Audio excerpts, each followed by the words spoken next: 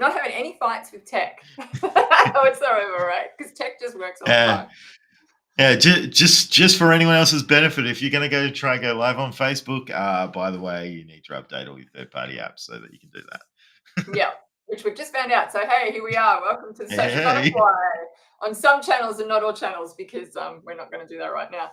So welcome to Social Butterfly, guys. So sorry we're a bit late. We're just playing with tech. We go live each week. We jump on here talking about all things business. We're for founders, CEOs, bosses, and their teams looking to leverage and scale up, or leverage up their businesses, not necessarily scale up. But we're here to discuss ideas of the day, grow, and encourage each other to take those scary steps. I'm Katrina from Butterfly Media.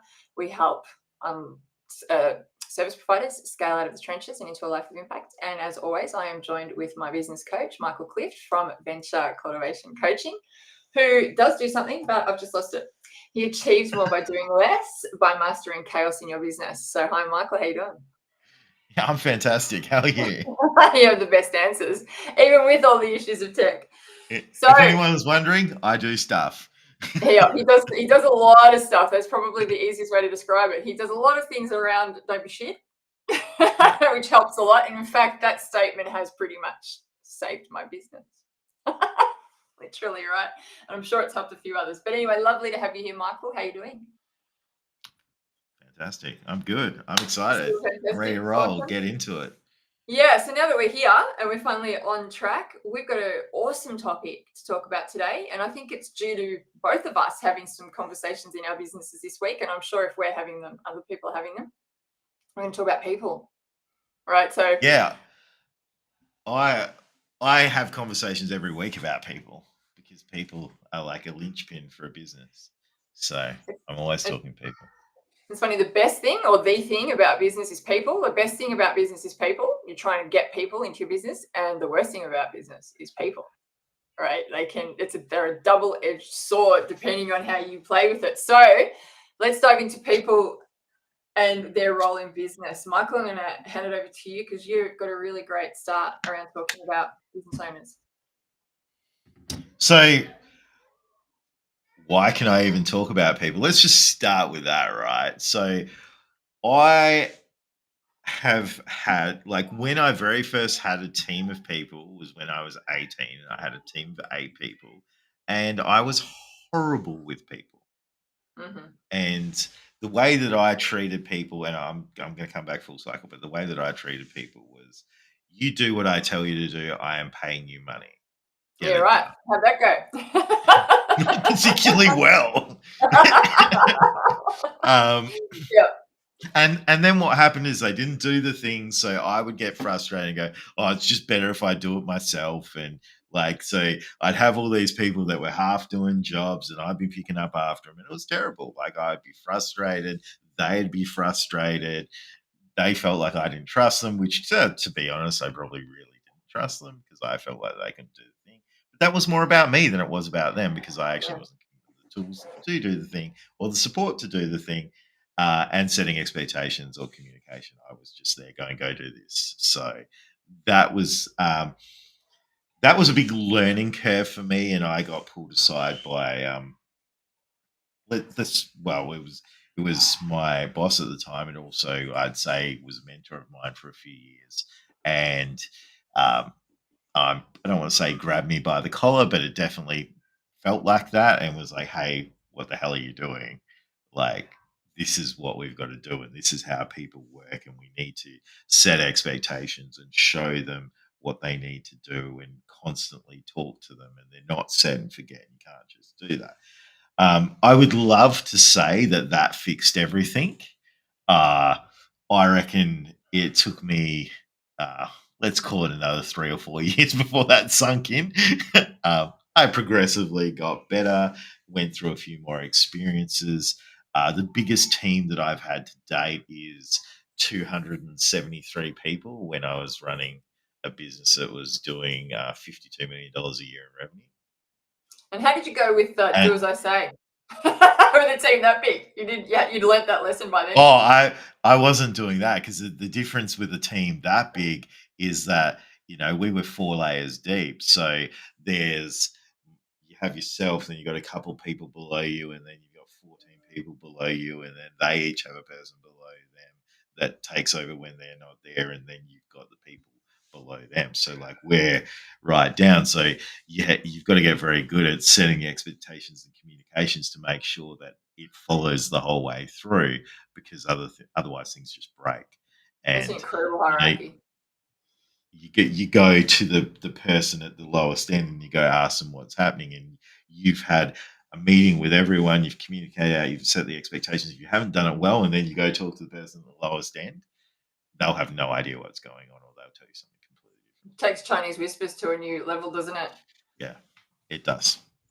That's a powerful So experience, though. 258 people, did you 73, say? 273 273. people. Yeah. Yeah, that's a fair And that, experience. yeah, and look, am I going to say that I was perfect? No, but I learned a lot of things, and I am a lot better now than what I have been in the past because of all those different experiences. So I guess what I would, when I think people now, especially from a business point of view, and we deal with small businesses, is I feel like in the space and on social media, like solopreneurship is getting pumped up as a really great thing. And look, I'm not a huge fan, if I've got to be honest. Yep, buzzword, isn't it? I yeah, like there's too much concentrated risk on you if you're a solopreneur. If you get sick, if you can't work for months, if you've got all these things going on, it's less than ideal. That also translates into small businesses that are going anywhere from zero to multiple millions of dollars a year, because the way that people build their business is so reliant on them that they have that concentrated risk in themselves, and they become a bottleneck, and they're not utilizing the people they have. And when they do pull people in, and I see this constantly, and I say this without throwing stones at anyone, it's just how I see it out there, is we hire people and we tell them a thing, we expect them to continue doing it, and due to our lack of exposure of how do we train people, how do we build teams, what do those people actually need to perform their job in the best way possible, um, the business just gets built around us, Mm. because we're like, oh, everything has to happen through me because these guys don't get it. And it's not that they don't get it, it's that we don't have the capacity to build up teams that are going to take that stuff off our plate. And we I haven't met anyone that's perfect at hiring, but like there are people that are better at hiring than there are others, and we hire poorly and we make bad decisions. It's very costly. So people matter, right? This is where I'm going with this. People matter. People are the most important thing in your business. They're the biggest asset that you have in your business, because people are your entirety of your business. And when we look at that, I'm talking stakeholders. And for those of you who don't know what a stakeholder is for a business, it's just someone who benefits from the success of your business. So it's yourself, it's your family, it's your team, their family, it's your suppliers, their families, it's anyone, your customers and their families, it's your local community, it's the person that is like your landlord, all of that kind of stuff. They're all stakeholders in your business, and I didn't they even all think about the matter. landlord. I didn't even think about the landlord. Yep, okay. Yeah. Yeah. So they all matter, because not only like when we take on a business and we're building it up, we have a responsibility when we're pushing our business forward to support all of those people. Our success actually helps all of those people succeed in their lives and keeps food on all of these people's plates. It helps them put their kids through school. It helps them um, support charities, look after their elderly parents, buy the new car they want, go on a holiday so that they, it prevents divorces. Like we're talking layers deep. So I'm very passionate about people, in case you didn't notice. And the reason I'm doing that is I want to set up the ecosystem for people, because I really want to, like, for the people that are listening, I really want to, like, okay, yeah, people, very important. Now, as a business owner, where do you start with people? Well, you have yourself that you need to look after, right? That is number one. So for you to look after anyone else, you firstly need to look after yourself. Because if you're not looking after yourself, you can't look after anyone else. Number two is your team. And looking after your team is really important because they're the people that support you and they're the people that will look after your customers. Now, if you think that you're the only one that's ever going to look after your customers, that's just not a reality. Mm. It's just not going to happen because there's always going to be a time that someone else has to look after your customers. So, and the bigger you get, the harder it's going to be for you to be everywhere. And what happens is like you get like this, and then it's too big, and you can't have touch points everywhere. You can't be across everything. You have to trust. So then we're trying to get it so that your team is looking after all the things. You have the bird's eye view, and then you're looking for where the opportunities are and where the challenges are. And that's then where you're spending your time while staying across the top line of everything else. So, team is really important. And the people in business that make up your team, I'm just going to go in with the biggest challenge that I see that most business owners have with that, which is, and jump in any time because I'm just rolling. So if you need me to Okay, step back in line or whatever. I've got my little diagram here that I'm drawing as you're speaking that I'm coming back to I- because it's like, okay. So from we're on number two right now, which is yeah. your So team. my diagram And says number two, we're at team. okay, cool, awesome. So with those guys and the people that we have in our team, the challenge that I see is we hire someone for a job role. We go, here's the job role. This is what I want you to do. And then we want them to off they trot and they get that job done. Right. And that's kind of that's and that is how people hire. It is a really bad way to do it. I don't think that it's anyone's fault, so I'm not saying that you're all shit. Just like it's lack of exposure, right? Of what really gets people to work for you, work with you, and want to be there every day. And there is a lot of complaints about no one wanting to work or um, employees not applying themselves in the workplace, quiet quitting, and all of that stuff. And my viewpoint on it is if you're providing the support, the place that they can develop themselves, and you're actively engaging them, you're not going to have that issue. And that's not saying you won't have any issues with employees because you're employing people. There's personalities, there's circumstances and stuff involved. That will happen. But if we look at your business as a whole, overall, if you are doing all of those things, you are not going to have anywhere near the issues other people are. Because the people that are doing that well don't have hiring issues. So how that starts is us having very clear expectations with people of not just, this is your job role. It's like, okay, this is what we do. This is what it looks like. This is when we need to get it done. And then actually getting them to engage back with you. I know we're getting a little bit tactical, but let's go there. Engage back with you and say, hey, this is what your expectations are from me. And it can be as simple as going, okay, awesome. I've just run through that. So from your perspective, what is the job role and what do you need to do here? Because then we can listen for what they say. So that's the first step because then we can pick up on, okay, so they've they've either misheard or they're putting, the way to think of it is everything that you are sharing with them, they are putting through a different filter to you because they don't have the same life experiences as what you do. So we need to see if we get that alignment. And then when they go and actually take action on what you've spoken to them about, it's also checking back to see what they do because it's not just in the verbal understanding, it's also like, because someone could be very good at parroting back what you say.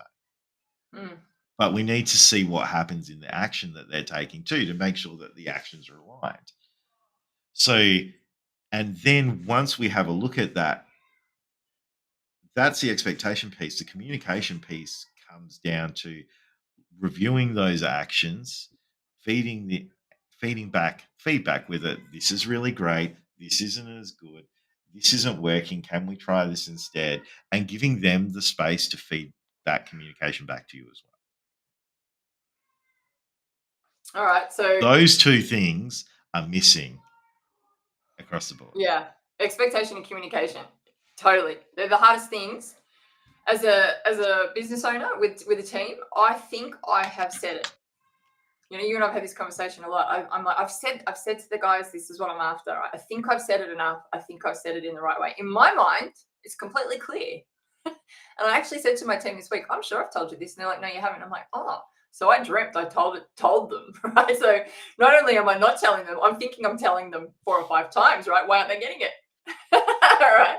So I get that, right? And you think you've said it enough, and you haven't. You haven't said it enough, you know, or you haven't said it in the right way. You've taught me a lot around communicating with teams. And I want to get into a little bit around skills that business owners need. So there's a lot to sort of unpack around how to run teams. But keep going with your 3. So we've got me at the Yeah. top, teams is second, Team. and then Yep. and then what's after that in the So- whole people house? Because here's my drawing. Yeah. So we're building a so- house like you and I do all the time. So let's talk clients. Clients is number Yep. 3. Now, clients expectations and communications is just as important within clients as it is with your team. And we forget that. So much. Yeah. Yep. Because we go, all right, cool, they've paid us, we're going to do the thing. We think that they know that everything is happening because we go and we run through, yep, this is the proposal, this is what it looks like, this is what we're going to deliver on, this is it. Cool, awesome, we're good to go. And then we're like, and we go start doing the work. And 2 weeks later, they come to you and they're like, what's happening? What are we doing? What are we? And we're like, oh, yeah, well, we said that the first month was doing this, right? Oh, was it? Like, and it's the realigning those expectations. Okay, here's the thing that I'm thinking right now, just to give an example of that is like, so when I onboard someone, I send out like before they've signed. I'm like, cool. We go through, we're ready to go. I'm sending out their agreement to them because I work with agreements. And in the email, it's like, here's the steps. So we're signing the agreement. And then once that's done, there's an invoice that's going to come through. And once you've paid that, we book in our first session. And then we have a list of questions that we'll be asking. And in the first session, these are the things that we're going to go through to get set up. So, and then once we've done that, each of the sessions after that are going to look like this. Yeah. So the question will come back to you, when do we start? Or something like that, right? Yeah. Yeah. Because Yeah. that's, and the trick is then the signed agreement comes back to you, right? So what happens next? Well, I just go, cool. The next email that goes back through to them is almost a replica, but we've just Yeah. taken off the sign the agreement part. So we're just continuing to communicate along the way. But the next email has the invoice. So we pay the invoice and then this and this and this. So if they do come back to you, go, hey, yep, so this is what we're doing. And if you've got any questions, just refer back to the email and you'll be able to see that. And then if you can't get what you want off there, come talk to me.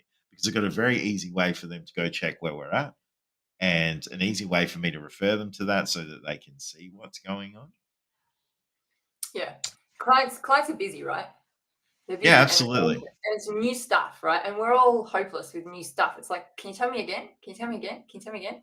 You know, we're just busy. We just need to be told a few times. So I get that. Whole onboarding process is super important.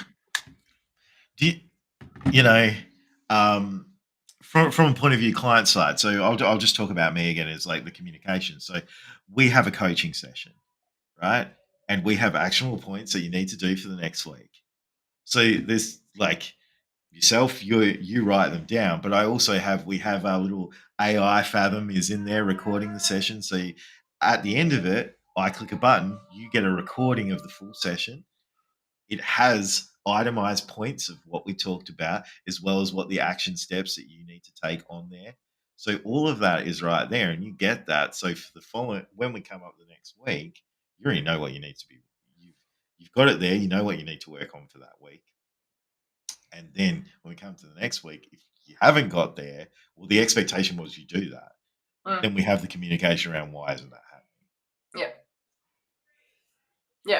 And that's And fantastic. So I know how that system works. Your clients know, people's clients know how. Once you're in the system, and that's the thing, you're trying to get your clients to a point where they know what's coming next, and they're in your flow, particularly for service based, right? majority of challenges that I help business owners with, we get rid of with like people stuff, and that's team and their clients. We get rid of with communication. So, and ensuring that the expectations are aligned. And I've had a bookkeeping client that I'm thinking of in particular is she was driving all around the countryside to go and actually be on site with clients because she started doing that once for people just to do some things. And then they started expecting her to do that, and she ended up doing that. But the agreement was never for her to do that. And what it did is it meant she spent so much time. She was actually more time in the car as a Mm. bookkeeper than she was going and working on accounts, right? And she had no space for the team or for anything else. So we went out and we recommunicated to all of her clients that, like, this is what the agreement is. We have been doing this, but for us to give you the best possible service, we won't be doing this anymore. If there are times that you do need that, we can, but there is an additional charge that comes in. It's funny how those blind spots creep in. You said yes once and you don't realize it until someone shines a light on it that you've made this a thing. And that's linking back to our conversation last week about why you need a coach, or at least you need someone to help you see your blind spots, because she wouldn't have Well, realized. She'd be like, I've just got to keep doing this.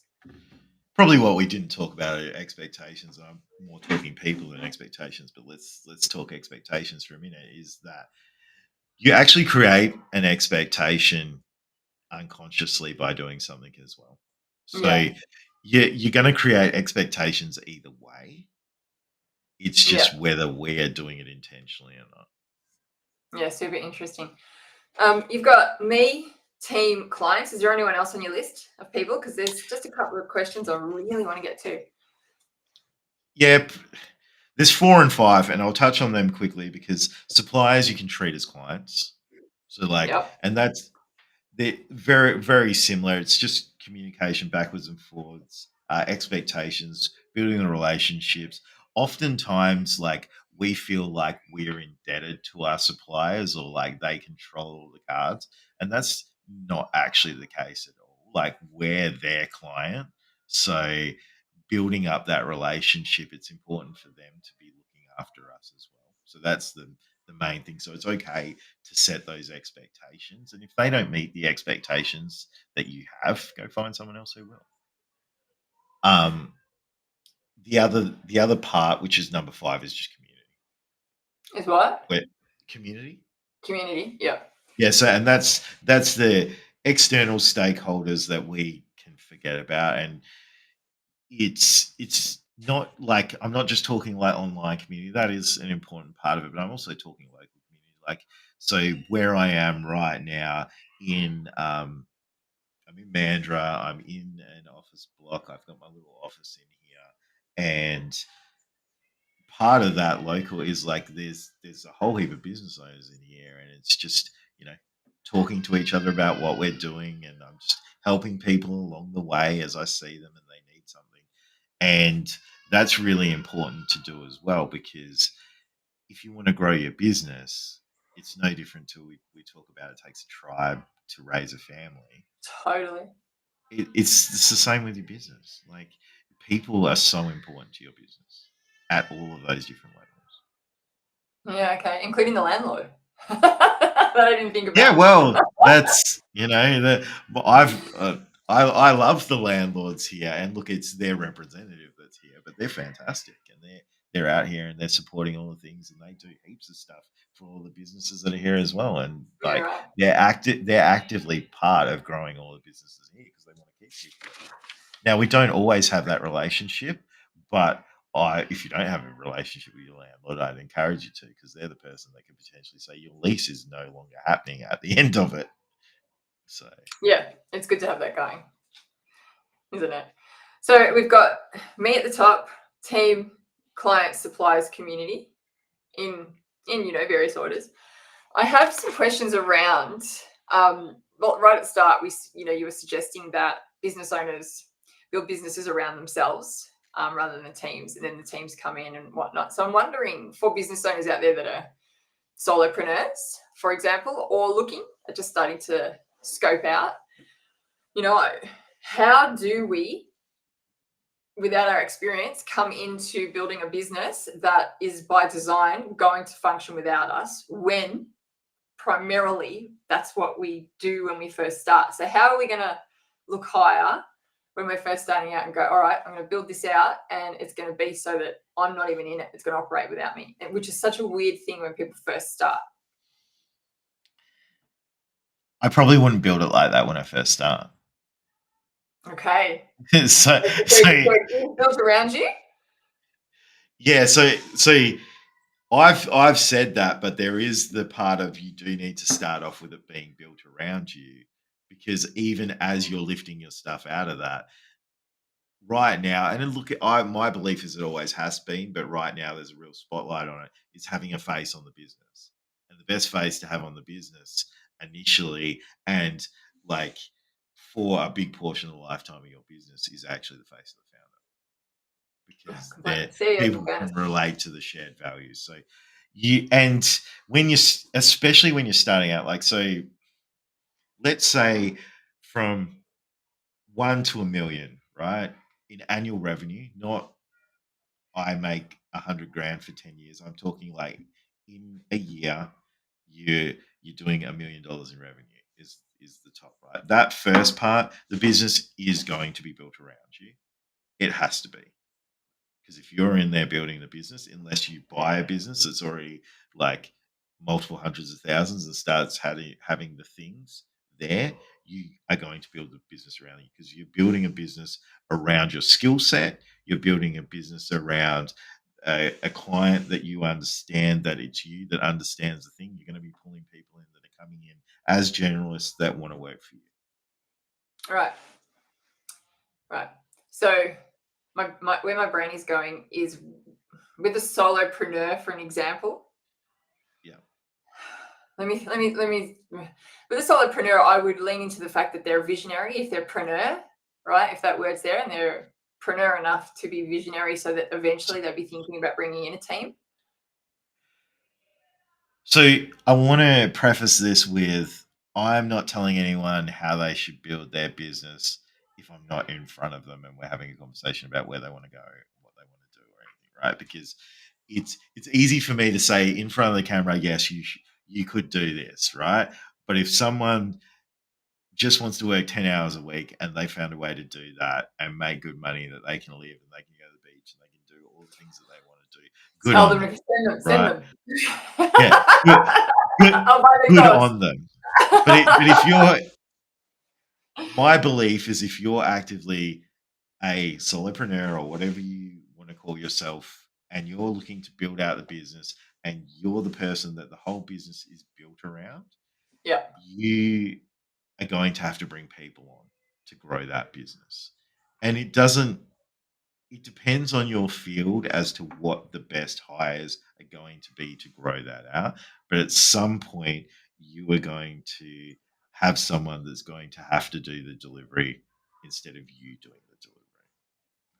And for each business, it's about identifying what the next hire is that's going to be the best fit for you to bring it out. Now, there's different ways that you can do that. As a general rule, let's talk about the most common one. Is it's going, okay, so what is my average hour worth to me?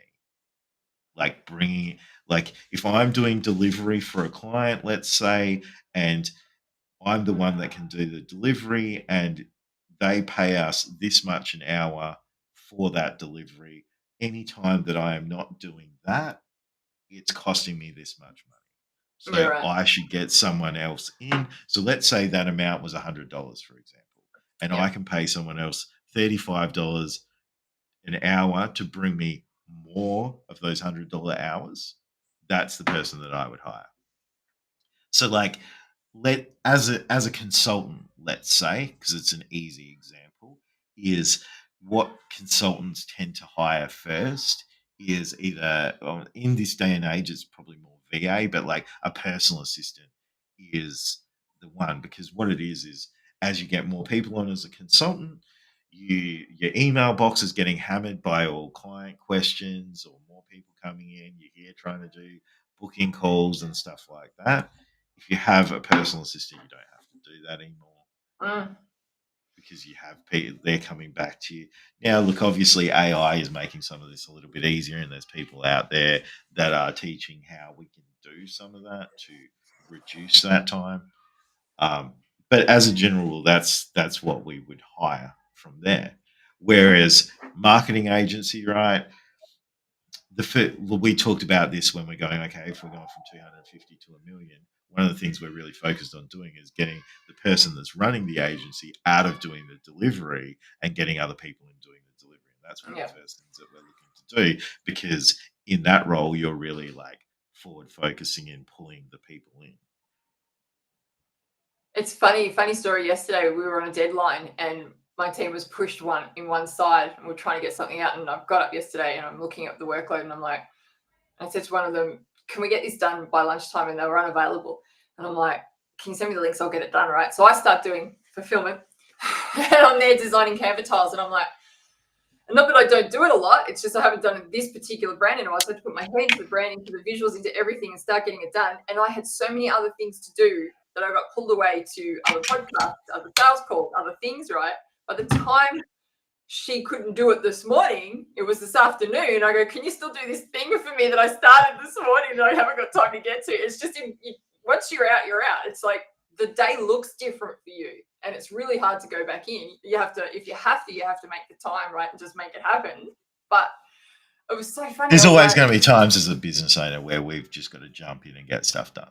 That's like, and that's what it becomes more about, because the bigger we get, the more that we like client experience, especially like we deal with, for us, we do deal with a lot of service based businesses, right? So client experience is critical, because when you're on the product side, it's more about like, and when I say product, I'm not talking like service products or well, maybe SaaS, but like when I like, let's say we were selling retail products, for example. It's more about the product than it is about the service. yeah, with the product provides the Service experience. based, yeah, like an experience is important if you've got a brick and mortar store where you need to pull someone from the service side that we deal with.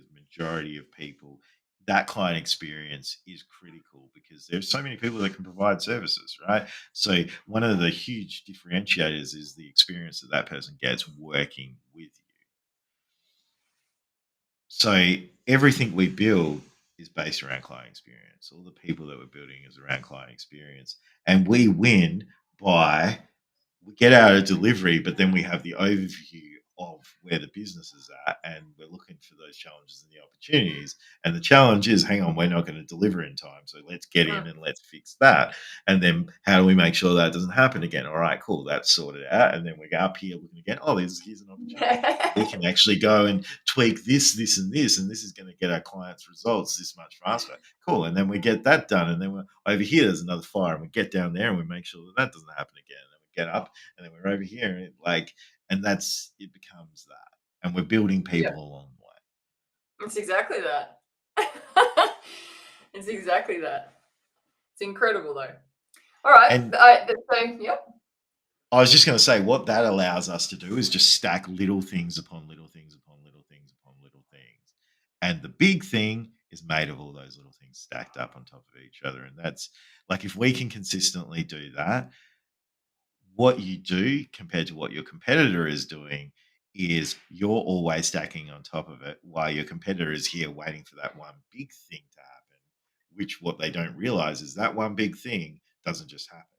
It comes from all those little things that you're doing. Yeah.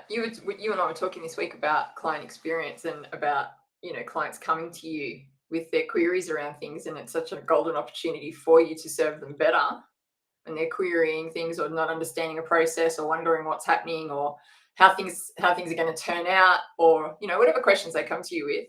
It's a golden opportunity to have a better relationship with them. So people, All right. I just wanted to sort of touch on how you would go as a solo operator starting out, building a team when your brain is literally, how do I make the thing to bring in the money? And then how do I make the thing better to serve better? Right. And then it's like, oh, now Uh, I'm overwhelmed. Now I need to start plug people in, right? Usually that's what happens. So yeah, it's just a matter you of you if you're don't you don't have to being hire internally. It's probably the thing that I would say first is you're probably not going to hire internally to start with. You're going yeah, to that's good outsource. thinking. Yeah, that's good thinking to know. For example, a bookkeeper is a really great example, right? Is like as you're growing, you've got the things with the accounts. Accounts are going to take you longer to do. You've got to do BAS. You've got all these things that are going on. Anyone that's not in Australia, BAS is quarterly tax, GST thing that we have to do. And Another name for tax. sorry, Another name for tax. yeah, and so we've got all these different things we have to do. So for unless you come from that industry and you're well versed with it, it's going to take you a lot longer than it's going to take a bookkeeper. So when you're Totally. solo and you don't have that much, it might cost you $300 to $500 for a bookkeeper to do it over the space of a month. But if it takes you 10 hours to do yourself, and each hour is worth $100 to you, well, that's $1,000 compared to $500, and it's not just the money; it's also the time that you get The back as time. well, and Yeah. it's the headspace because a Yeah. lot of people that I've seen when they've got to do the accounts that don't understand it, they're procrastinating. It's hanging over them. It's all the extra stuff, right? And that's We've all got so our zone of genius, right? And absolutely. ultimately, when we can get to points where we can bring that genius in, then that's awesome. Just frees us up to The do the next next problem task. you have is if you're quite good at quite a few things, what Yeah. will happen is when you got to focus in one area, those things that you're good at are still going to drop off Yeah. because you have to be here. And that's when it doesn't matter if you're better than someone else at those other things, they're still going to be better at 80% than you are not focusing on it at all. Yeah, totally. Totally. It's all about where your attention goes. Profit grows or something. Some saying like that, right? And you can feel it. I can feel it in my business when I take my attention off certain things. It's like, oh, here we go. It's getting wobbly. That wheel's getting wobbly over there. I've got to go back and swing back there. It's the constant juggle. All right. So people, got to look after me first, generally speaking, then the team around. And this is where I wanted to go. And I think it'd be a great conversation at some stage is the skills involved and the upskilling involved from going from a solo operator into managing teams and managing people and understanding all of that space. I wonder whether that could be a conversation for another time because it's literally upskilling. You've got to go into a whole different space of managing people, creating job descriptions that you might not have ever done before, managing the expectations, maybe bringing them in when things aren't aligning, all the hard and easy conversations. And then having a great culture, you know, had our team create an incredible meme yesterday, which was so funny, right? So there's fun to be had once you get there, right? You have really good fun with your team. Then there's your clients, as she said. So it's all about creating communication systems with them. And I would even go as far, again, you and I have been talking about it this week, about having fun with your clients. Like, you get the job done, and then all of a sudden, these amazing humans start to have a banter again with another client this week. I was having a good banter around a few things, and it's like, you really start to have some fun at work, right? As well as, getting the job done.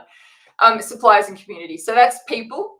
Guys, if anybody's got any comments out there around people or want to drill into some other areas, because it's a big topic, isn't it? It's quite a big topic. Uh, By all means, drop them in the comments. Michael, any last words on people? yeah, the way that I'd round it off is like people matter, right? And that's actually a value of my business is that people matter and everything we do is for the betterment of people. And the reason why is it doesn't matter what we're doing in business, it goes back to people. So people want to do business with people, whether it's working for like people work for a person and they work towards a vision, right? So whether it's people working for you, people buying from you, people supplying to you, people renting to you, the community around your business, it's all about people. So if you're not thinking about people, maybe it's time to have a thought. Maybe it's time to have a thought. All right. On that note, people buy you, don't they? Not what you do. So have a wonderful week out there, people. Hopefully this has landed somewhere. I'd love to hear your thoughts. Drop the comments below. If you'd love to catch up with Michael, find him on LinkedIn. You can find me on LinkedIn. That's where we love to hang out, but you'll also find us on all the other platforms. If you'd like to be a guest on the show, we would love to have you. We're taking some, I don't know, we're sort of looking at a few different people that we can have on that will create a greater experience for you guys. So if you would like to chat about anything that's going on in your world, by all means, reach out. We'd love to hear from you. Have a wonderful week, and we'll see you next week. See you, Michael.